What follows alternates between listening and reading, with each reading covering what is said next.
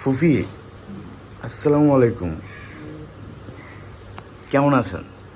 ভালো আছি। তুমি কেমন আছো? খুব ভালো আছি। ফুফা, আসসালামু আলাইকুম। ওয়ালাইকুম আসসালাম। কেমন আছেন? আলহামদুলিল্লাহ ভালো আছি। তুমি ভালো?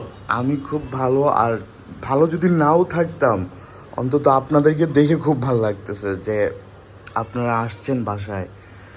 কতদিন পর দেখলাম। আর আজকে একটা কাকতালীয় ব্যাপার আছে।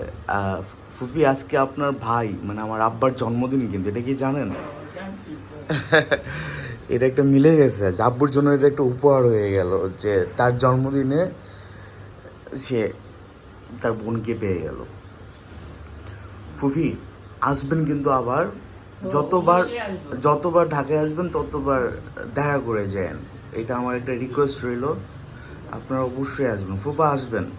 ঢাকায় আসলেই যে আমাদের বাসায় উঠবেন। যদি হায়াতে আচ্ছা, যদি হায়াতে থাকে আর যদি ঢাকায় আসেন এখানে ঢাকা আসলে আসবেন। তো ঢাকায় আসলে তো এই টুকরা 3-4 দিন আর কেলা আমার বাসায় লিফট আছে তো, আর একটু তো সুবিধা হয়, একটু আরাম হয়, ঠিক না? আর মহাখালী থেকে আমার তো কাছে। কাছে মহাখালী থেকে এটা কাছে। এটা তো মহাখালী শাহিনবাগ। হ্যাঁ। তো সব মিলে ঢাকায় আসলে আসবেন। খুব ভালো লাগলো, খুব ভালো লাগলো। আসসালামু আলাইকুম। ওয়ালাইকুম আসসালাম।